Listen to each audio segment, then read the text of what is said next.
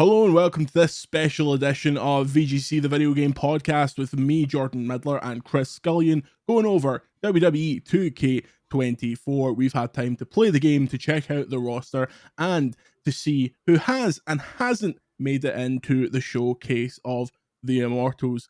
Chris, how are you? I'm very well. I'm trying to think of a wrestling reference to start with, but I can't think of one. I'm very You're tired. bleeding like a stuck pig. You're as happy as a government mule. I've been punched in the breadbasket. Yes, yes, your solar plexus is absolutely all over the place. Just phrases that you only ever heard from good old JR. But we are back again for WWE 2K. I think it's weird that these games release in like the middle of spring now. For me, like a wrestling game is always like a later in the year thing.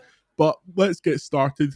Your overall thoughts on WWE 2K24 and how much you've played so far? I'm very happy with it so far. I've put about 15, 20 hours into it. I've finished showcase mode, kind of been rinsing my faction, done a few different kind of exhibition games. So I haven't dabbled with like the kind of my GM mode or anything like that yet, but I've kind of that's kind of my side of it is the other stuff. But yeah, so far so good. It's nothing massively drastically different from the previous game, but all the additions they've made by and large seem to be positive ones. Yeah, it certainly feels like WWE 2K23.5, and I don't mean that in a bad way. I mean that in a lot of the kinks are worked out. The modes are pretty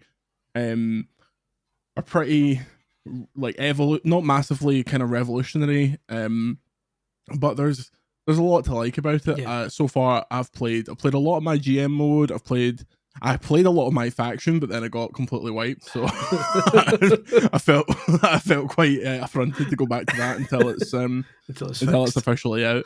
Not played any of the My Rise stuff, and I've not played Showcase, but I have messed about with a couple of the new matches. The headline new matches are special guest referee, casket match, and ambulance match. Starting with the casket match, this is a match type that the has rarely actually appeared in games, mainly because it's quite annoying to work around the casket mechanic, but I think they've done it well so far. Essentially, in a casket match, you have to go to the side of the ring closest to the ramp, press R1 to open the casket, then throw your opponent in, and the submission minigame starts, essentially, and that's how it's determined who wins and who loses.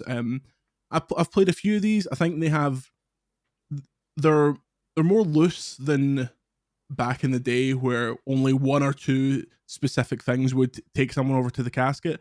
But what do you think about casket match specifically? And do you hope that now that they've done it, they'll just keep it in and not just like throw it away for another 5 years like they usually do? I would hope so. I mean, yeah, because is War Games still in it? War Games, yes, you can still play War Games. I didn't stumble upon War Games. Well, that's good. It's nice. It's a nice mode. Like you say, I think they've done as well with it as they could do. I still think it's quite fiddly at times. But stuff like the stuff that I always test these things to try and break them, don't you? Like first, and so you do a strong Irish whip to the side of the ring where the casket is, and they fall over the top of it, like in a satisfying way. And the same deal when you leave the ring from that end. From that way, you kind of step over it, and it works quite well. It's a shame that it kind of ends in a submission mini game, but I can't really think of any other way they could have done it.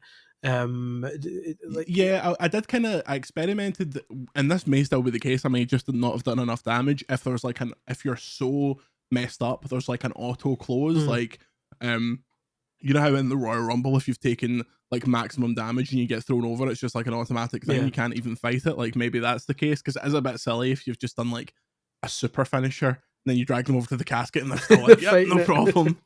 But yeah, I think the limit for me was like, okay, I'm gonna do Big Evil Undertaker versus RVD in the Raw arena, see what I can get going. And first of all, I was like, my first wee bit of disappointment, you can't stand on the closed casket. I was hoping that it would operate a bit like the announce table, where you can now stand on it again. I was hoping you could do that and jump off it and stuff, but you can use carry grapples, like if you've played the games, you know there's certain grapples you can do where you'll hold them in like the power bomb position or like the body slam position and walk around with them. You can do those moves into the casket. So obviously the Undertaker can do a last ride. I think Cena can do an AA into the casket, which is another one you'd be wanting. But it doesn't seem. It's not perfect, but it feels like a thing that next year's game they could be like, oh, with the kind of community feedback, they could be like, oh yeah, that's actually easy to do. That wouldn't completely break the thing. Yeah. And just do this. Yeah, it's fun. It's another nice kind of new thing. I also like, and this is something that kind of carries on across all of them. Was there's a lot of kind of bespoke commentary that they kind of throw in now as well, which is quite good. So when I did it with, I can't remember who I was, but it was versus Shawn Michaels, and as Shawn Michaels was coming out for his entrance, the commentary saying, "Oh, Shawn Michaels is obviously nervous about this because the last time he was in a casket match like this happened," and you go, "Oh, that's actually quite." And even like niche ones, like I did when I did the special referee, I played as Isla Dawn as the referee just because it's Scottish. And there was specific bespoke commentary for that. It's like, oh well, Isla Dawn has her kind of odd kind of style. Maybe how's that going to work as a referee? They've done a lot of bloody like one-off commentary for things like this. It's quite interesting. Yeah, especially a lot of commentary work for. So the commentary team is Michael Cole, Corey Graves, and Baron Saxton, which has not been an actual commentary team on television in years and years and years, but they've just it's the FIFA problem of they build on the library over and Might as well over have again, Gorilla Monsoon and Bobby the Brain Heenan in it. Yeah, Jerry Lawler out there, heavy breathing. But yeah, the casket matches are cool. Have you played a couple ambulance matches? I've only played the one, and it was on Legend, and I got my hole punch. So how does the ambulance match play? I prefer the ambulance match to the casket match because there's a bit more variety there. Because you can both. The ambulance is like the size of a large like dump truck. For some reason, it's like the biggest ambulance. It's a big American ambulance. It's not just like a little shiter you'd go to the RAH. No, it's like a proper. It's the sort of ambulance you would use to transfer whales from the ocean to sea life. But it's cool because it's similar to the casket match in that you open the door, although the door's already open at this point. There's not a separate thing for opening the door. It's always open. You throw them in, but there's a variety of ways you can power bomb them in. You can do like certain finishers to put them in, and then again it's the button bashing mini game again to close the door. But there's the added benefit of being able to actually climb on top of it, almost Hell in a Cell style, where you both spend a fortnight to climb to the top of the ambulance, and then you can power bomb them off the ambulance and stuff like that. So it's kind of, I prefer it to the casket match because there's a wee bit more variety there. But by and large, it is the same, as the Simpsons would say, the same basic bear. It's just got different kind of. It just looks different, but it's another one they've not had in a while. The old ambulance match. Yeah, it's in that tier of like mid 2000s gimmick matches that are just annoying to translate into a game and aren't really like. I think a lot about the Buried Alive match, which is a match that's like iconic and has a lot of instances where, like some of the biggest wrestlers and biggest feuds in history have taken place in a Buried Alive match. But if you were to do it, it would be one of those like you stand like the games that have had it. You stand on the edge of the hole and you go oh. It's a kind of gimmick. It's nice to have. It's nice to have a wide variety of match types. But you got to imagine most people aren't going to say ambulance match again, please. It's nice to just mix things up a bit. I'd imagine when you do My Rise or when you do the Universe, was it still called Universe Mode? I always forget. Yeah, it's still called Universe. That you'll throw in an ambulance match every now and then just to mix things up a bit. But it's just nice to have. But it's not completely revolutionary. It doesn't change it drastically compared to last year's game. Yeah. Finally, the special guest referee match, which I am very impressed with how deep they've went on this. They've not only done this, they've actually licensed tons of referees. And for those who are listening to this and you're like, what do you mean? Like, obviously they're licensed, they're with the WWE. The referees are under different contracts from the talent. So previously you would just have random man, not legendary referees like Charles Robinson. The first match I played, I loaded up and it was Charles Robinson. I was like, this is amazing, man. This is 5 out of 5. This is so authentic. Lil Nate is right there. It's a shame that this came too late for like Mike Chioda to be part of it. Yeah, definitely. Or the Hebners, God Oh, rest the other disappointing thing, and I need to go back to last year's to see if that was the case as well. But obviously when in showcase mode they've got a lot of archive footage, and obviously anything that's blurrable they have to blur in that. But the first, especially the first like 10 to 15 WrestleManias worth, is just blur city. Every referee's face is blurred. All the obviously the WWF markings are blurred. Some crowd signs are blurred. It's like, mate, come on. Like half the stuff's blurry, and it's just, which is weird because that must be them re-editing WWE's footage, because on the network they have a blanket agreement to use the WWF logo and archive footage now because of this problem. Because when they were doing the network, they were like, if we have to blur all of this stuff, it would take us 50 years to actually put even it when out. you see, I don't know what's going on with likeness rights or whatever, even when you see in the background the announce team, if JR's in it, his face is blurred. And it's like, that's extreme. Like, he was there at the time. It's like, so like it's JR and Heyman, you see Heyman but not JR. It's like, it's pretty especially odd. because in the Then Now Forever intro, there's like the Ric Flair woo, someone who is not like currently with the company and stuff like that. They just need that is a 2K. That's I think a 2K issue. I know for a fact that in one of the matches in the showcase mode, which we'll come on to shortly, Seth Rollins versus Randy Orton from WrestleMania 31, I think. Not a classic match, exclusively in the showcase because of that amazing thing at the end. J&J Security are in it, who's Joey Mercury and Jamie Noble, but it's legally not them. It's definitely it's not just them. Guys that vaguely look like them. It's funny because like they're blurred. Like when it cuts to the footage, they're blurred, and then it cuts back to the game, and they're just generic guys, and they keep just calling them. I can't remember what it calls them, like his security team or whatever. They never call them by their name. It's not quite as bad as when Mike Tyson was in it and was just some random Asian guy. Like, it's not quite some bald Asian. It's not as bad as that, but yeah, it's still quite jarring to see. But yeah, so let's talk about it. Let's do it. The showcase mode, celebrating 40 years of WrestleMania. How is it? Okay, first of all, how's the match selection? And secondly, in fact, let's start with that because there's a lot to talk about here. How's the match selection? So I cover this in nerdy detail in the review because obviously we've both been big wrestling fans for a long time. Sadly, me longer than you, just purely by years rather than dedication. My first WrestleMania was 19. If that gives you any mine was 6. So that's depressing. Although I then rented the old ones through Silver Vision VHS to fill my knowledge. So yeah, the selection's okay. I don't think anyone, other than maybe the Orton and Seth Rollins one, I don't think anyone would point at one of those matches and say, "Wait a minute, this wasn't a good match." They're all good matches, but it's clear that they've been kind of handicapped to an extent by what they can choose based on who they could get the licenses for. So it doesn't start till WrestleMania 3. So like 1 and 2 are just both ignored. The obviously because Flair's not in it, you don't get Flair Savage during the whole Miss Elizabeth.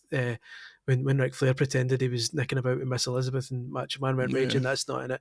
The world's first deep fake. A lot of people exactly. It's so far ahead of its time. There's no, because Edge and Christian aren't in it, the Hardy Boys aren't in it. There's no kind of That's the thing. The Attitude Era is knackered in this. Like you go from WrestleMania 10 to 13 with Bret Hart and Stone Cold, and then it goes to X7, then 20. Yeah. There's like nothing in the Attitude Era. There's no gimmick battle royale. There's even matches that weren't considered classics in their time. Like obviously no Chris Jericho means no Triple H Chris Jericho from then. No Benoit, obviously. No Bret and Owen in WrestleMania 10, which is an amazing fight. So like, it's a shame because, again, like I said, they're limited by what they can pick. So from what they've been able to choose from, fair enough. But there are still some you think, that was. I mean, they did an old like Legends of WrestleMania game from like years and years and years ago, which I think did a better job of kind of summing up WrestleMania. But again, I suppose the whole point of that game was that. So they maybe stretched out a bit more for the licenses, but it's but we live in a different world now where licensing's even more confused. Although oddly Muhammad Ali's in there just for no reason, but not in showcase mode. Yeah, you've got to imagine that they put Muhammad Ali in there like I get the feeling that they signed that off first, and then they're like, okay, can we get Mr. T? No. Can we get Paul Yeah, Orndorff? no. So the Paul Orndorff thing is weird because his family want it, but he was part of a suit against the WWE, so he's on kind of weird terms. He only appeared, I think he only appeared on WWE TV as a legend like once when they did like a Hogan birthday celebration thing. He came out and no one recognized he's wonderful. I don't think he's ever been in a single WWE game at any point. Like Mr. Wonderful has been written off the virtual history books. But yeah, sad days. God rest him indeed. The selection toward is obviously very modern focused, which makes sense. There's just some that are a bit strange by their omission. I'm just making sure this is not here. Like, why isn't Rey Mysterio versus Randy Orton versus Kurt Angle in there? Like, that's 3 people they have the license to. See, you wonder if there's a point where they just said, okay, we want 20 because we don't want to. Well, I say 21, like the last one's just annoying, but we can get to that. Is it a legitimate match? You know, like last year's one they did, like when you finished the John Cena one, at the end they said, oh, by the way, now you can't see him and you had to fight an invisible John Cena. It's not that daft, but it's still pretty daft. And it's like... okay, then that makes this question even more pertinent. Why the fuck is Hulk Hogan versus The Rock not in this list? A very good question. Like, that's like one of the most important, and especially because like Hogan's in it. Like the showcase mode has like he's so rarely in it because he's a big racist. That's the thing is, and like the showcase mode has interviews with actual wrestlers in it in between. So Corey Graves hosts it, and he's always standing in the crowd saying, this gives you the history of a thing, and then it's sometimes they'll say, and now here's Stone Cold Steve Austin to tell you about the match. And then Austin saying, yeah, it was a great match. Then it cuts back to Graves and says, thank you very much to Stone Cold, and now it's up to you. And he said it's the same script like every single time almost. Thank you very much to whoever the hell it was, and now it's up to you. So yeah, like Hogan does like comment, does like these pieces to camera at the start. I can't remember. I don't think Rock does, but so it's weird that Hogan's there. He's sitting being filmed, and yet they didn't put that in. Also, nicely awkward that there's 2 of them heavy playing as Brock Lesnar, and one of them has Vince McMahon coming out. Let's get on to that because obviously this could not have happened at a worse time.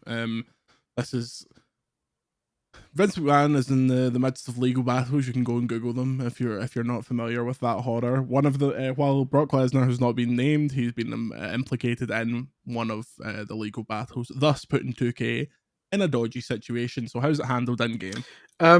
In showcase mode, it's as if they never happened. So there's 2, the Lesnar Undertaker streak ending one is obviously in there. There's another Lesnar one, I can't remember which one it is, that's in there as well.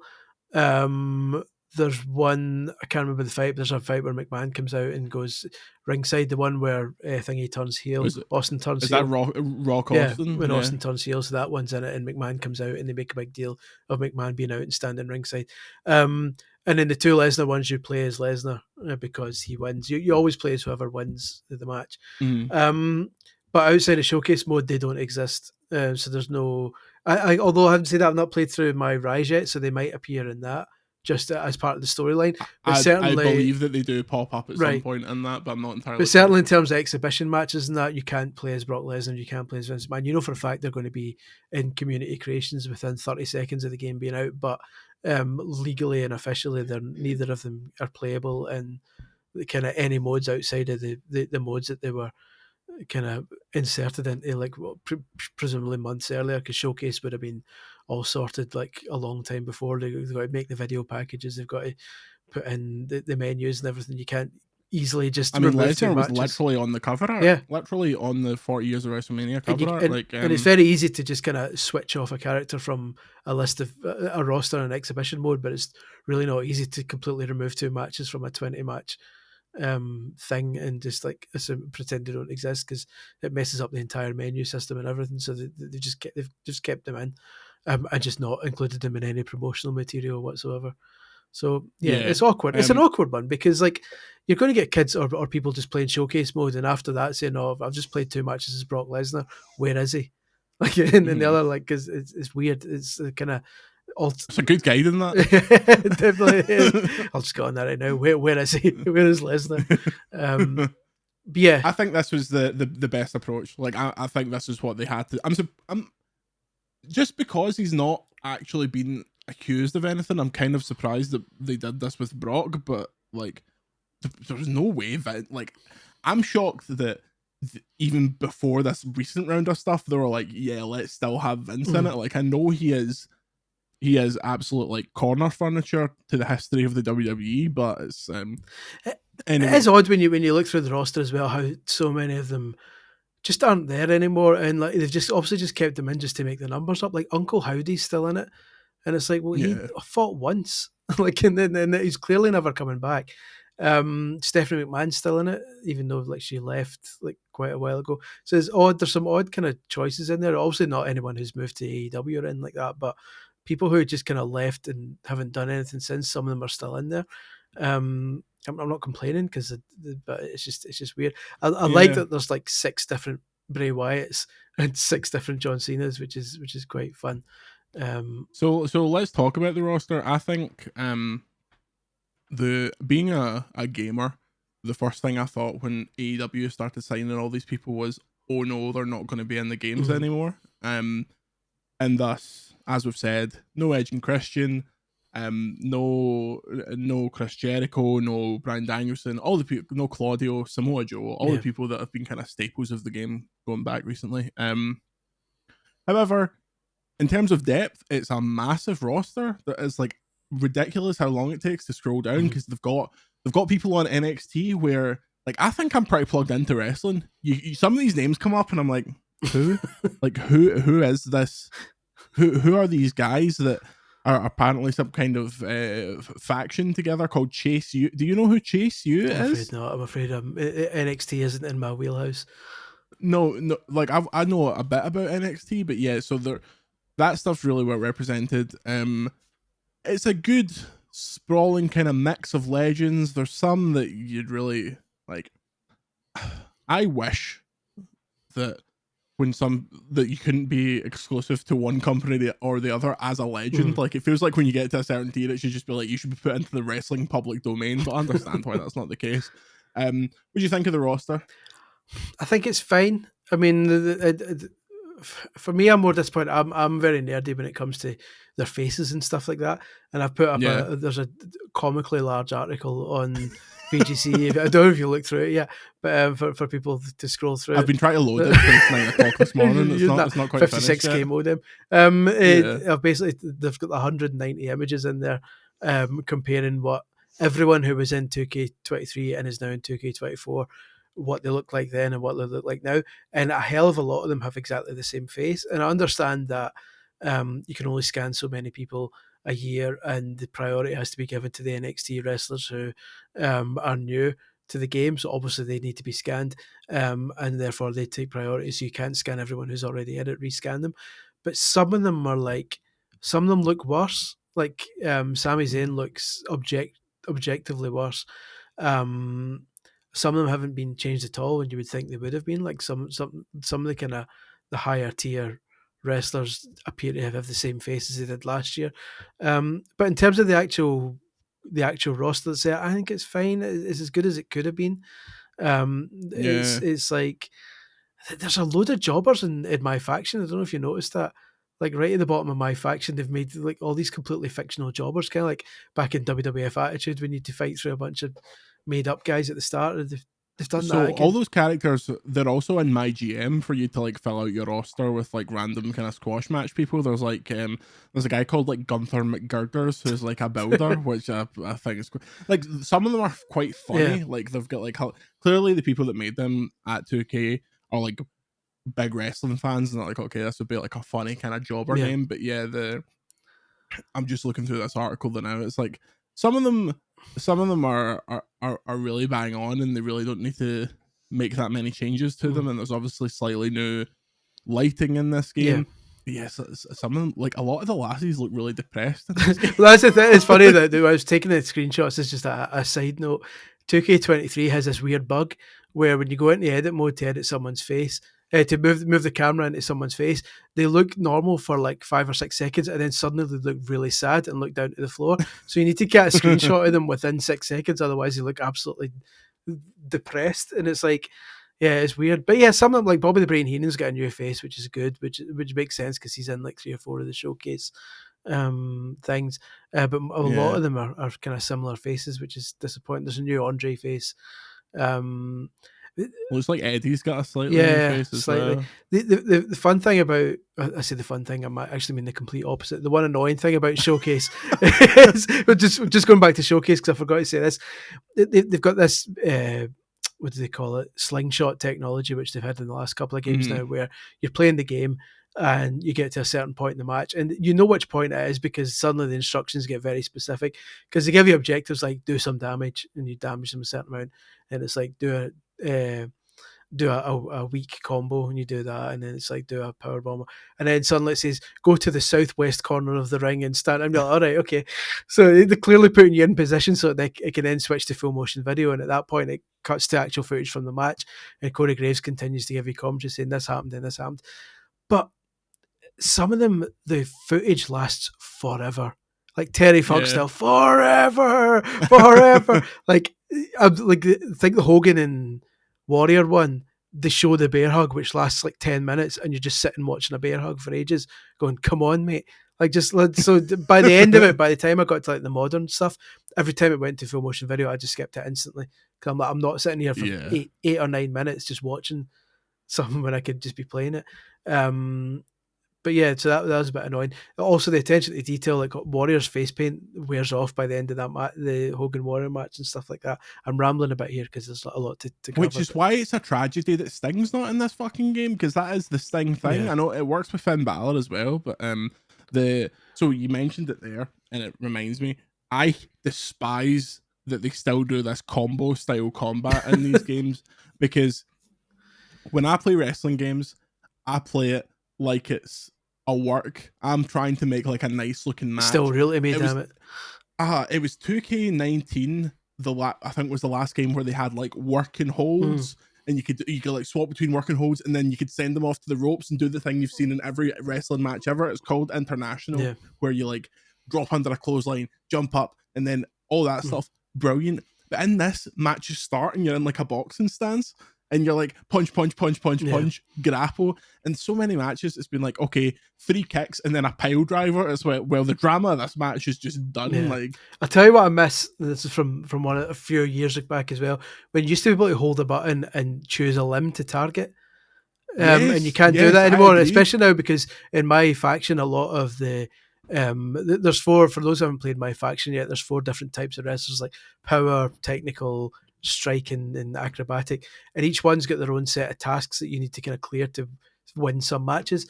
And so I think this is a technical one, like 2 of them are like wear down their arms and wear down their legs, and like wear down their arms is nearly impossible because you need to lie them down and you need to target their arms and then do one specific move over and over and over again in their arms, whereas back in the day you could get them in a grapple and hold a button down and press the arm button, and like you had different moves for their arms. It's weird, that's gone. Especially because it's super non-specific. Like the amount of moves that you'll do that look like they should attack the arms, and it's just torso doesn't matter.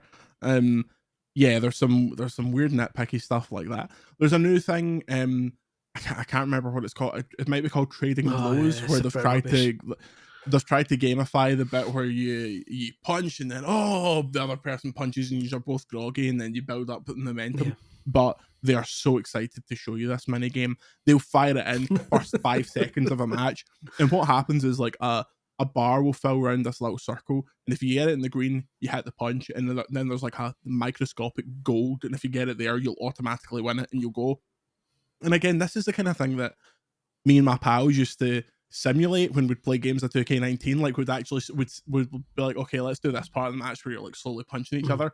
But because it's so gamey in this, and it happens all the time, and they last fucking forever if you don't hit the yellow thing. Like, I turned it can either be on which means it starts kind of automatically. Off, which means they're completely turned off. Or there's like a manual mode where you can do a specific input to start it. Highly recommend turn that off. Putting it on manual mode. I'd recommend turn it off and turn blood on. That's the first two things you should always do. Oh yeah, turn blood on, definitely. Always turn blood on. But which is funny because Showcase can't decide whether it approves of blood or not. It's like when they do the video package before Austin and Bret Hart, all the famous shots of Austin screaming with blood dripping down his face are in black and white. But then when you play the actual match, it's like in full colour, properly gushing down his face. It's like, well, which is it? He's censoring it or not, mate? But yeah, should we talk about my faction for a bit? Yeah, let's do my faction. My faction is the ultimate team of WWE, as it's easy enough to put in. Basically, you build up factions of 4 cards for each sex. So 4 male superstars, 4 female superstars. Then you take on a series of matches and challenges. You can open packs to get new cards. You can use in-game currency, which takes forever, or real money, which takes instant. So you played a lot of my faction last year. I didn't really touch it last year beyond kind of opening the packs that we got as part of whatever edition they sent. What are the biggest changes off the bat for you for 2K24? The main change is Faction Wars, which last year was painfully bad. It was fine, but it was so repetitive. And the idea last year was Faction Wars was the 4v4 mode where you all 4 of your male or female wrestlers would fight against another CPU team of male or female wrestlers, and you to win the match. And that was basically it. And every time you win a match, you basically go up, you rack up a certain number of wins, and when you hit 5 wins, you get a reward, 10 wins, 20 wins, all the way up to like 400 or 500 wins. So it was the ultimate grind. And combine that with the fact that 4v4 matches used to be insanely infuriating, because anytime you pin or submit, someone will climb in and hit you. And like every time you're like, come on. So you basically need to somehow stun all 3 of them before you can do a pin. And then invariably they'll kick out, use up this, and you're just like, oh, come on. So these matches would take like 20 minutes, 25 minutes every time. They've completely redone it this time. Faction Wars isn't anything like that anymore. It's now a kind of 5-tier. It's like 5 seasons it's split into, and it's almost like kind of roguelike style where you start with your team of 4 and their energy lasts the entire run. So if you get hammered in one match, they remain hammered for the start of the next one. And as you go along, you've got different match types. There's 1-on-1, 2-on-2, 3-on-3, and you can get like bonus cards which regain some stamina, or they'll give you extra currency or what have you. And at the end of every run, there's a boss fight, and that's when you get your 4-on-4 match. And you do 5 of those, and then the currency you get, you can then buy exclusive cards and stuff. It's infinitely better. And so is the fact that they fixed the interruption thing, where now when you are in a pin or submission and someone runs in and interrupts, they get a wee X next to their name, and means they can never come in again until they tag in. So essentially now, if you pin 3 times and get interrupted 3 times, you're now free to pin or submit someone without anyone interfering. It's so much better. It's so much better. Especially if you just do 3 crappy pins at the start just to get them out of the way, and then just have a normal match. Literally, the first 4-on-4 match I did was against the Bloodline, and I literally ended up doing that when I was just like battering them with, because we got the version that we got gives you an action figure version of Cody Rhodes, Dusty Rhodes, and like a few other people. So I was just playing as action figure Cody Rhodes and just battering Roman Reigns to the point where I was like, okay, pin, there's Jey Uso, there's Jimmy Uso, there's Solo, and that's kind of it. I think it's interesting in that Faction Wars that they have like the little store where you can like earn Faction Wars points to buy cards. Do those cards get added to your collection permanently, or are they just as far as I can tell, they are permanent. It looks like the cards in the store are the cards that you get in the packs, but they just cost a lot more, obviously. So as at launch, you've got the Superstars Series 1, which is what they launch with, and there's like a Legends pack as well, but I don't know if they're in the store yet. And basically what you do is you either buy the packs, which are comically overpriced, to try and build up your collection, or you can go into the store and buy individual cards who you want, who are again comically overpriced, but at least then you know who you're getting. And I think that'll be useful in the future, because there's these live events which they kind of rotate, and maybe every 7 or 8 days they'll have new ones, and you get really good rewards for them. So it's like so and so, it's so and so's birthday. Help them fight 3 guys in a steel cage, and if they win, then you unlock another card or some other reward. The problem is, by the end of last year's game, a lot of those live events were really specific in saying you need to use this wrestler, and unless you've been opening a million packs, you don't have that wrestler, so you were locked out of a lot of them. I'm hoping that most of these live events, if they do that again, there'll be wrestlers that you can then go and buy in the store. So at least the wrestlers will be expensive, but there's a way to get them instead of being locked out. So that's my hope. But it's fine. Yeah, there's already like, it's hard to know what the situation is because obviously we're playing pre-release and they're like messing about the servers. But when one of the live events was like, use the action figure John Cena, and I was like, I didn't know you could get an action figure John Cena. Like, they have since put the locker code out for that. You can get it on BBC. So yeah, I think I'll play more My Faction this year. I enjoyed what I played of it. I've always liked the Evo system from the NBA games. Like, I think that's great. It's ridiculous that it took EA so long to implement that in the football games, but I think it's solid.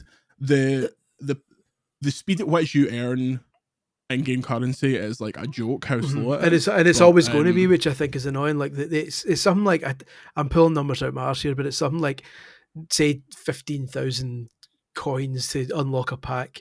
And one of the daily like tasks is like perform 50. One of the daily tasks I got yesterday was you get daily tasks like in other live service games, and one of them was perform 50 crowd taunts, and you got 50 coins for it. And you're like, mate, come on, you're gonna have to give me a bit more than that to actually. It's absolutely pointless. There's also like a token system which is similar to NBA's kind of My Team, where you get kind of there's 10 emerald cards to unlock. Once you've unlocked 6 of them, you can start unlocking ruby ones, sapphire up the chain. But the speed at which you get those are like non-existent. Obviously, this is the kind of thing that they can pull levers and tweak, and suddenly, this week's weekly tower gets you like 200 tokens or something like that when they want everyone to move up into that higher tier. But I like something that. I like a mode like that where it feels grindable if you're a maniac, but this feels like ungrindable. Even if this was your full-time job, you couldn't. It's my biggest complaint from last year's game, and it's not entirely fixed this year. That if you wanted to, these games act like you should be aiming towards collecting them all, like Pokemon style, but actually makes it literally impossible for you to do that unless you're dropping 20 grand on the thing. Nobody will get a full collection of cards unless they're willing to spend obscene amounts of money to do it. So you basically have to resign yourself to the fact that you're not trying to collect them all. You're trying to put together a faction of your favorites and be happy with it. Kind of like FIFA, you put your best team together, but you're not trying to get every player in every team because it's impossible. And that appears to be the case here again, which is disappointing because they're laid out like trading cards. Like they're laid out, and there's literally a My Collection bit where it ticks them all off and say you've got 12 out of 120. It's like, it makes it look as if they want you to get all 120 of them, but it's like pretty much impossible. Also worth noting, our dear What's the Status might be out of a job. Just what I was about to say. They've finally made a solution for.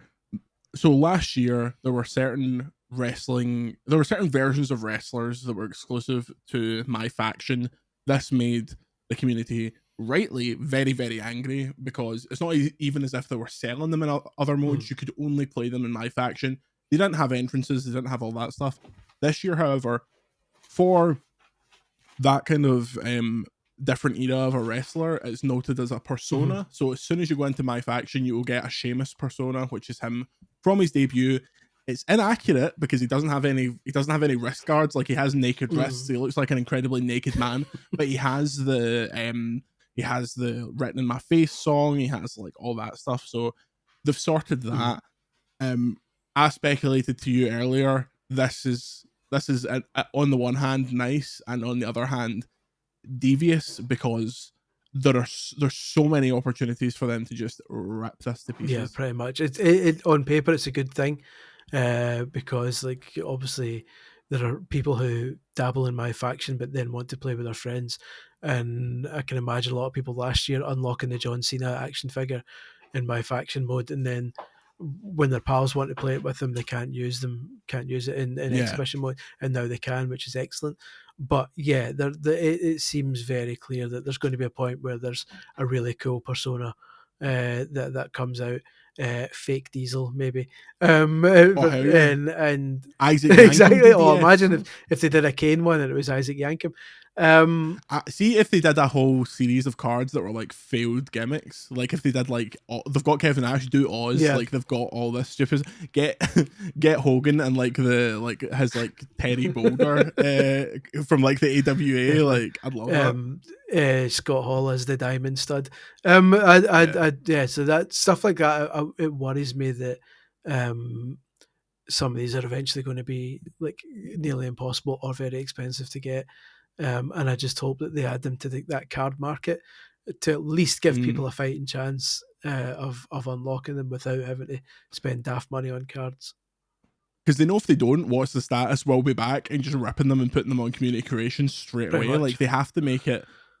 They have to thread a needle wherein people will maybe spend money for it or grind for it. Because see if it was like if I logged in when the CM Punk DLC comes out and it's like, oh, this pack has Punk's 2011 Persona and ECW Persona and it's £7, I would buy that like straight away without any problem. But if it was like you can grind 50 hours or you can just go on community creations and get a good facsimile. If it's like you want ECW CM Punk, he's part of the ECW collection, which consists of 100 cards, and each card is like a tenner a pop. Each pack is a tenner a pop. Balls Mahoney. And it's like, I mean, there's only so many Jerry Lynn's that I want before I can I can unlock your CM Punk.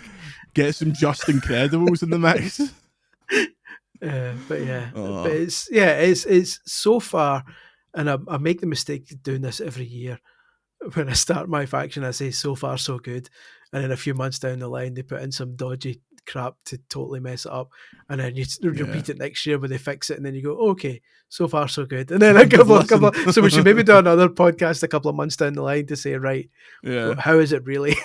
Because so far it's positive, but you can never not trust live service games not to kind of pull the rug out from under it after the reviews are out. Yeah. The last mode that I've got some experience in, My GM. I'm a big football manager guy. I love My GM conceptually. So essentially, you run your own brand, you draft your superstars, you book shows, you try and beat the other brands, you keep your superstars happy, you set up feuds, all that kind of thing. On paper, wonderful. However, there's a problem. It can't decide if it's kayfabe or not. So in a booking mode, you would kind of hope that the game would be more willing to be like, this isn't it's all work, this is brother. Predetermined. Yeah, but they treat it more as if you are a television general manager. You're Adam Pearce. So you're putting exactly. But even then, it doesn't make sense because the general manager on television isn't like booking promos, in my opinion, isn't like saying you call out this person, isn't saying you turn heel this week. Even though they don't say babyface or heel, they say like crowd pleaser and rule breaker. It's like, come on, we know what you mean. There should be a setting that's like, I'm in on Mark. this. I'm clued in, brother. Mark saying. So I start my GM and I'm like setting up feuds and stuff like that, and it's very similar to last year's game. However, there's annoying changes and stuff that's not accurate to TV, where if you do a call out promo, say Becky Lynch calls out Chelsea Green in the first promo of the show, you can't use those. You can't use Becky Lynch anymore for the rest of the night. Like you can't use her in any matches or anything like that, which is just so stupid because like you should be able to do a call out promo and then if you make the next match, those two people, it gets like a bonus in ratings or something like that. Like it's kind of half baked in a lot of ways. They don't give you nearly enough money, so you always start a season with like 6 guys and 6 lassies. It's like this is just gonna be booking the same amount of stuff over and over again. Also, you've got thousands of championships, so everyone has a title. So it's kind of meaningless. And you mentioned those jobbers. They try to be like, okay, you can go and sign free agents and stuff like that, and the jobbers are there, and it's like, I don't want that. I want it to be realistic. And also, the whole roster isn't available in the draft. It's like a random selection. So I was like, well, I wanted to build my women's division around Becky Lynch and a heel Asuka. That was going to be my big feud for the first, like, Asuka wasn't in the draft. I had to wait and like scout Asuka like later in the season. It's like, yeah, it's weird. What are you trying to fulfill with this mode here? There's like, it's strange. Also, there's like these power cards you can play which impact, say, your ratings and the amount of money you have, or if a superstar gets injured. One of them is like fix the match. It's like, what do you mean fix the match? Yeah, exactly. You're supposed to be booking it. Yeah, it's close to. There's like small decisions that could be made that would make this mode perfect. And I already love this mode. I completed GM mode in the last game with every brand on hard just because I enjoyed it so much. Just because I was like, oh, I want to do like a storyline where like Imperium turns on Gunther and stuff like that, and they've made it better where you can now do tag team call out promos and there's more match types and stuff like that. But it's frustratingly limited, and it doesn't trust you to know that wrestling isn't real, which is the weirdest the weirdest part of all of it. That's odd. But it's good. I'm glad it's there and not like so much in this game. It's like, don't take it away just because like I have criticisms, but make it better. Don't take it away. The last thing I really need to do is I want to go through the My Rise stuff. Those stories are always they're funny. Like they have Drew Gulak directed a lot of the My Rise this year apparently. Like I'd be interested to check that stuff out. But yeah, I think it's my favorite wrestling game since 2K19. I think 2K19 is probably the best wrestling game since the PlayStation 2 Ukes era, maybe. Like, and this is I'm glad they're keeping the silly stuff in it. This is me just going off on a tangent here. The one thing I liked about 2K20, which obviously was an absolute disaster, and kind of set 2K back quite a bit, but it's a shame because for all the bugs and all the glitches and all the disaster that game was, its DLC was fantastic. Because it had like the first DLC was like the Bray Wyatt Fiend thing, and it was like the New Day like told a story set in like a haunted, and you fought in like a haunted ring in a cabin at the side of the lake, and then the next DLC pack was that Southpaw wrestling and Southpaw regional wrestling, and you got all those kind of those characters and stuff, and every DLC was ridiculous. And I missed that, so I'm glad you've still got like the Cody Rhodes action figure and the John Cena, and like I was messaging you this earlier, like the fact that they've got bespoke commentary, they've actually bothered to. It's not just a general skin. I mean, you bring the Cody Rhodes figure, which you get is for pre-order, getting the deluxe edition or something, is when he injured his pec and got that big massive bruise on his pec. So he's got a big red. Yeah, pretty much. That's the figure, like based on that. And when he comes out, the commentator says he may be an action figure, but that still looks painful and stuff like that. It's like I love the daftness of it. It's like, if you're getting beat up, it's like, oh, thank God he has 42 points of articulation exactly. And all this stuff. Like, so I'm glad there's still some silliness in there, because that's what I kind of get a kick out of in my wrestling games. I'm hoping My Rise has got its fair share of kind of silly moments in there too. From the look of it, from the trailer they put out, like you have like a wedding at some point. Like it seems like it is pretty like people long for the days of the old story creator, like Giant Bomb used to do a great trade in the story creators, like Ghost Problems, like Jerry Lawler just getting hit by cars over and over again in the backstage. Like it seems to be of that kind of. I'm desperate. That story creator's never coming back, is it? Like not with social media. Not with social media nowadays. It's like you're going to get people just instantly making own heart and doing like outrageous things, and it's just like it's never gonna happen. So I think we just need to resign ourselves to the fact that's never happening. So what's left without that is a good game. It's like not since the days of No Mercy have I been this happy. I'm happy with it. Me too. And I'm looking forward to going forward. When you load it up, our version is like you unlocked like 6 DLC packs, and I was like, oh yeah, the DLC roster. It's good. It's very good this year. It's not like, because last year it was like, here's 20 NXT boys and like 2 guys you care about. You're like, all right, okay. Yeah. But now it's like everyone's decent. See if the DLC pack was the first pack alone spread out across 6 months. So the first pack, the ECW Punk pack, CM Punk, which as soon as he returned the next day, they were clearly like, drop Scan everything. him. Like we need to get him. Like CM Punk, Bubba Ray Dudley, Devon Dudley, Sandman, Terry Funk. Like no brilliant, Jerry like, Lynn though. no Jerry Lynn, no Just Incredible. Oh, what do you think Sandman's theme's going to be? Oh no, it's going to be generic as hell. It's going to be like, bim, bim, bim, it's going to be like when bim, WCW bum, bum. used to do fake, like Jericho's theme in WCW for a while was a fake even flow. Like Pearl Jam, and like, Raven was fake Come As You Are, but it's going to be like that. It'll be like fake Enter Sandman. The fake Come As You Are is like bim, bim, bim, bim, boom, boom, boom, bim, boom, boom, boom, and Jericho's like even flows like. It's like, mate, we know what this is. Was it Dallas Page that had the fake smells like Teen Spirit? Yeah, it's like boom, boom, boom, Speaking about just in terms of theme stuff. songs, just to add the one benefit of there being a NWO John Cena is that the NWO theme in the black and white entrance is properly in there, which is like I'm delighted. Oh, is it the? It's proper. Sure, it's not the Hendrix theme. No, it's just like the. Oh, okay, that's fine. Yeah. Oh no, imagine. I was about to say they've not got the money for the Hendrix theme, surely. but I'm happy with it. It's like it gets you the way we are just now, like reminiscing and like talking crap about wrestling in the way that the best way that these games can. All it's missing is Fred Durst as an unlockable character, and then I mean, we've got Post Malone. He's very much the modern day Fred Durst.